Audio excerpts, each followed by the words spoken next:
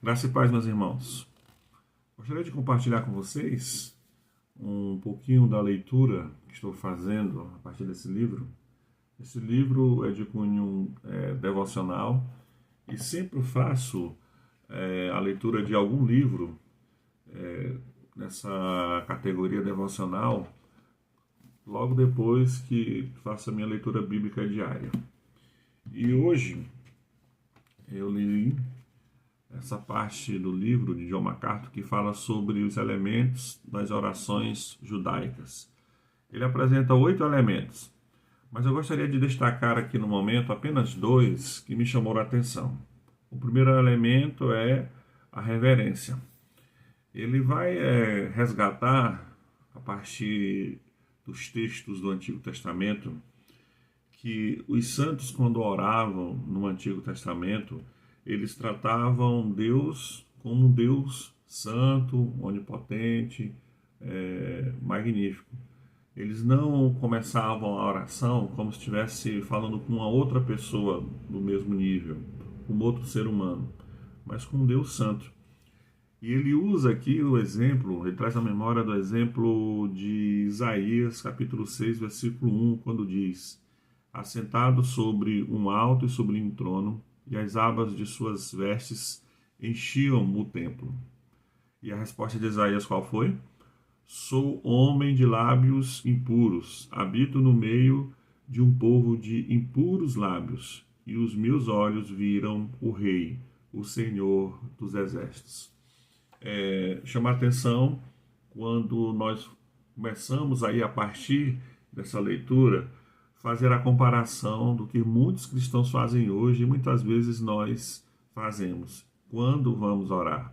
A sensação, muitas vezes, é que nós estamos orando com uma pessoa, com a outra pessoa, com outro ser humano. Muitas vezes a gente perde esse senso de santidade de Deus, da postura que nós devemos ter de reverência. E aqui não tem nada a ver de falta de liberdade, falta de alegria, orar, falta de amor, não, nada disso.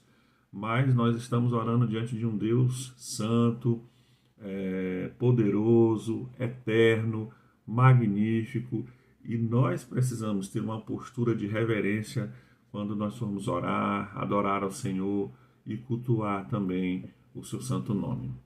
Outro elemento que me chamou a atenção, John MacArthur apresenta 8 elementos das orações judaicas, mas eu quero compartilhar com vocês apenas 2.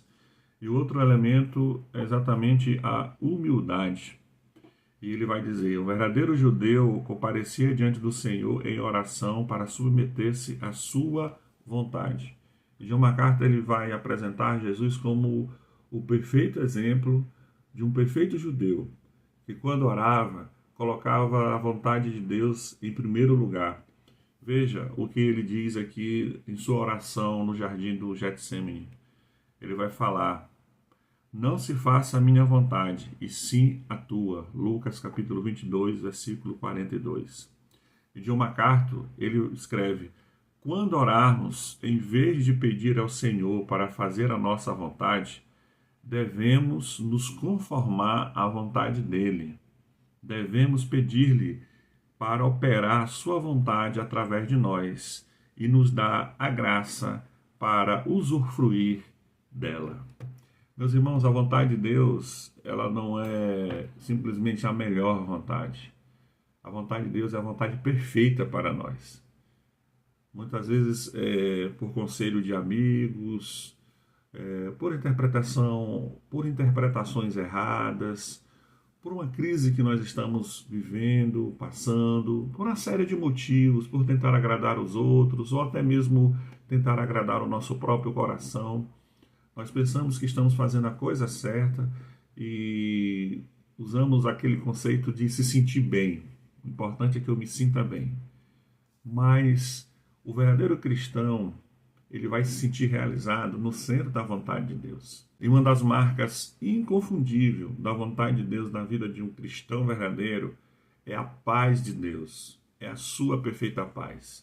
Pode estar tudo dando errado, a gente pode estar no meio de uma tempestade, a gente olha para um lado, olha para o outro e não vê solução.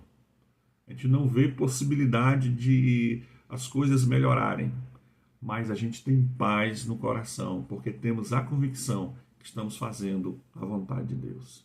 E se nós temos a convicção, segundo a Escritura, segundo a palavra de Deus, que nós estamos fazendo a vontade do Senhor, podemos prosseguir, porque o Senhor vai nos guiar, o Senhor nos dará a força que precisamos, o Senhor vai renovar a nossa fé para termos todas as condições para prosseguirmos. Que Deus te abençoe e vamos colocar essa oração em prática. Esses elementos são 8, mas apresentei 2 elementos, que é a reverência e a humildade. Que Deus em Cristo te abençoe sua vida e abençoe também a sua família.